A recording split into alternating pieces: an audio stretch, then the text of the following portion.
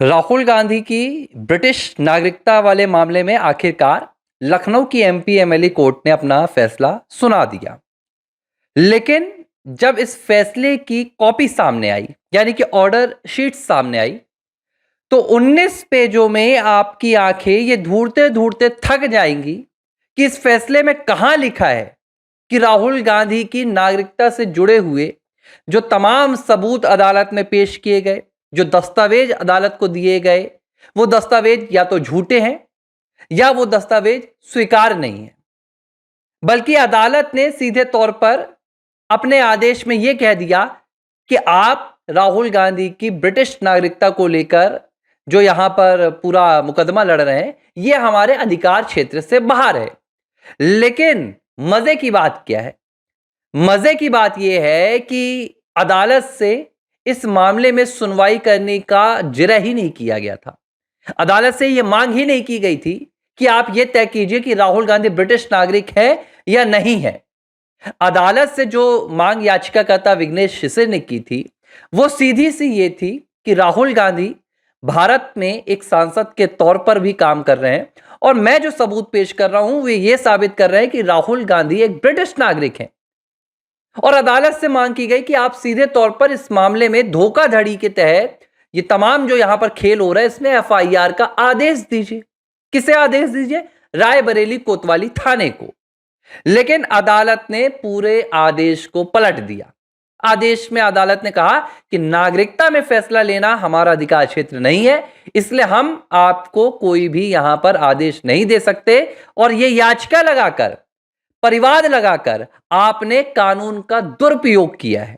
यह राहुल गांधी की ब्रिटिश नागरिकता से जुड़े हुए जो परिवाद को दायर किया गया था उसके आदेश पे अदालत ने लिखा है। लेकिन कहानी कहां पर फंस रही है? कहानी यहां पर फंस रही है कि जो रिकॉर्ड्स, जो दस्तावेज, जो बहस विघ्नेश शिशिर ने लखनऊ की एमपी एमएलए कोर्ट में की, वो आदेश से गायब है, वो ऑर्डर शीट से गायब है। उसका कहीं पर कोई जिक्र नहीं, कहीं कोई रिकॉर्ड नहीं। खुद ये बात ऑर्डर की कॉपी मिलने के बाद याचिकाकर्ता विघ्नेश शिशिर ने बताई और मेरे पास भी ऑर्डर की कॉपी पहुंच गई है।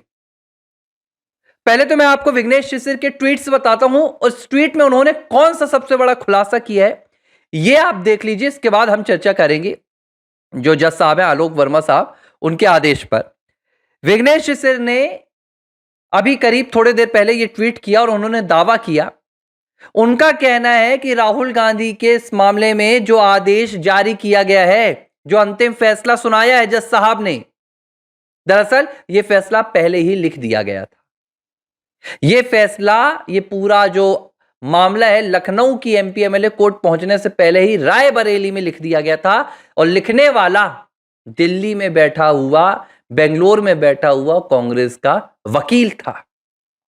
यह बड़ा रोचक यहां पर मोड़ आ गया है। राहुल गांधी के ब्रिटिश नागरिकता मामले में अदालत का फैसला आना, फैसले में राहुल गांधी को राहत देना और इस राहत देने के बाद याचिकाकर्ता विघ्नेश शिशिर का एक नया खुलासा कर देना कि सीधे तौर पर राहुल गांधी को बचाने के लिए कहीं ना कहीं एक बहुत बड़ा खेल हो गया। मैं आपको पूरा कोट करके बता रहा हूं उन्होंने क्या लिखा है। विघ्नेश शिशिर ने लिखा है कि यह जो पूरा मामला था इसका फैसला पहले ही लिखा जा चुका था। 45 एनेक्सर इस पूरे मामले में जो दिए गए वो रिकॉर्ड में नहीं ऐड किए गए। 310 पन्नों के सबूत पेश किए गए, वो भी ऑन रिकॉर्ड नहीं लिया गया। 100 पेजेस के सुप्रीम कोर्ट के आदेशों का हवाला दिया गया, लेकिन उनका भी कहीं भी ऑन रिकॉर्ड जिक्र नहीं मिल रहा है। यहां तक कि जो हाईकोर्ट के आदेशों का हवाला दिया गया उसका भी कोई पता नहीं चल रहा है। विघ्नेश शिशिर का कहना है कि उन्हें यह बात पता चल गई है कि यह आदेश किसने लिखा है, यह कहां से लिखवाया गया है और वो उस शख्स को ढूंढकर बाहर लाएंगे। यानी कि सीधे तौर पर विघ्नेश शिशिर आरोप लगा रहे हैं कि मामले में कहीं ना कहीं सौदेबाजी हुई है और निष्पक्ष तौर पर एमपी एमएलए लखनऊ की इस अदालत के द्वारा फैसला नहीं सुनाया गया है। या तो जज के ऊपर दबाव था या दूसरे तरह से कहीं ना कहीं कुछ खेल हुआ है। दूसरा यहां पर जो ट्वीट आया है उसमें यह क्या कहते हैं विघ्नेश शिशिर का कहना है कि आदेश पढ़कर उन्हें जो ऑर्डर मिला, ऑर्डर पढ़कर वो समझ गए कि ये कहीं ना कहीं दिल्ली में बैठे हुए या बेंगलोर में बैठे हुए वकील के द्वारा, कांग्रेस के वकील के द्वारा लिखा गया ऑर्डर है, ये जज के द्वारा लिखा गया ऑर्डर नहीं है। माफ कीजिएगा। अब ये बातें विघ्नेश शिशिर क्यों कह रहे हैं, ये बातें आप समझिए।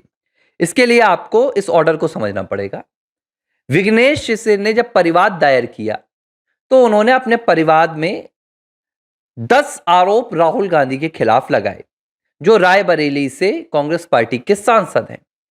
इन 10 आरोपों में से जो पहला आरोप था वो क्या था? पहले आरोप में क्लियरली, बहुत स्पष्ट तरीके से इस पूरे ऑर्डर में खुद मेंशन है, जिसमें डुअल सिटीजनशिप लिखा हुआ है।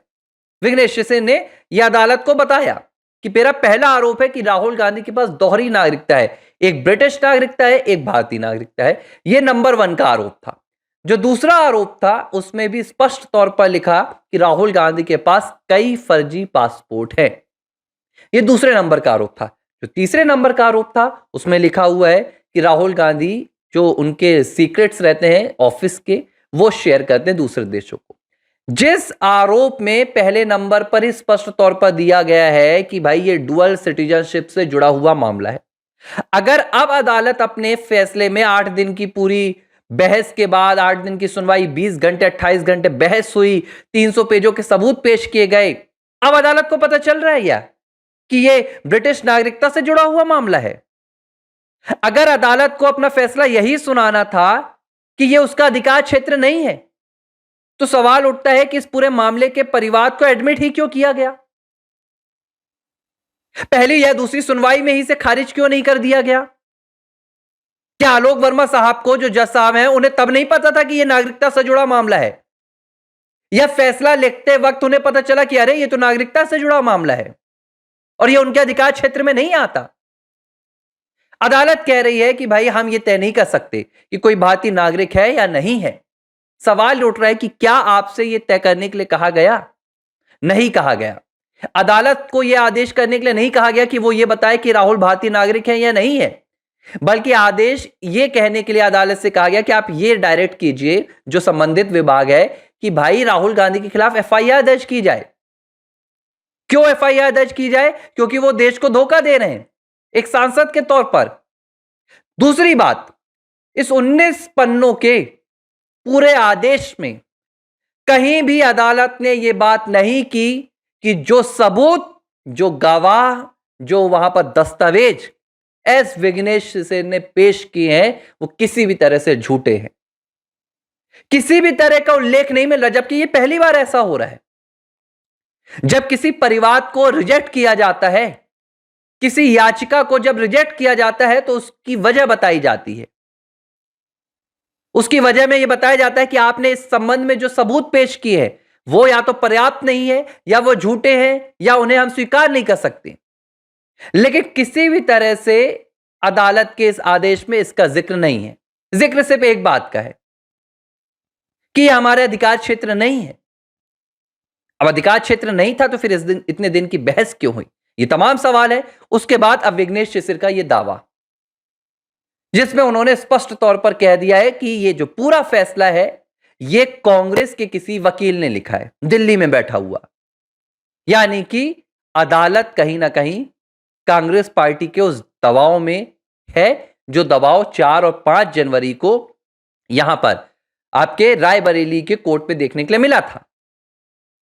करीब 300 से 400 वकील लेकर रायबरेली की पूरी कोर्ट को कांग्रेस के वकीलों ने घेर लिया था। विघ्नेश शिशिर के ऊपर हमला करने की भी कोशिश की थी। विघ्नेश शिशिर तो पीछे नहीं हटे, वो लखनऊ की एमपी एमएलए कोर्ट चले गए। लेकिन शायद जज साहब कहीं ना कहीं, मुझे लग रहा है कि अगर वो वकीलों की वो दहशत से कहीं ना कहीं घबराए थे, तो उन्हें ये बात जगजाहिर तौर पर सामने बतानी चाहिए, क्योंकि अब सवाल तो खड़े हो रहे हैं। और ये सवाल अब हर कोई खड़ा कर रहा है कि हर बार राहुल गांधी के खिलाफ पर्याप्त सबूत होने के बावजूद वो कैसे बच जाते। दूसरी बात जो आदेश में लिखी गई है, वो लिखी गई कि भाई विघ्नेश शिशिर ने जो मांगे अदालत से की है, तो संबंधित विभागों में जांच चल रही है। अरे भाई, जब संबंधित विभाग सीधे तौर पर एक्शन नहीं लेता है, तभी तो अदालत का दरवाजा खटखटाया जाता है। अगर संबंधित विभाग ही काम कर दे तो फिर अदालत किस लिए बनी है? बड़ा मजाकिया यहाँ पर आदेश आया है और देखिए कोई नई बात नहीं है। इस तरह के बहुत से आदेश लोअर कोर्ट से आते रहते हैं। विघ्नेश शिशिर ने सीधे तौर पर कहा है कि बहुत जल्द वो इन नामों को जग जाहिर करेंगे कि ये कौन है जिन्होंने आदेश लिखा, वो कौन लोग हैं जिन्होंने आदेश पूरा टाइप किया, और वो हायर कोर्ट जाएंगे और हायर कोर्ट में राहुल गांधी के खिलाफ एफआईआर दर्ज करवा कर ही वापस लौटेंगे। एबीसी हिंदी न्यूज, आज ही जुड़िए हर खबर के साथ।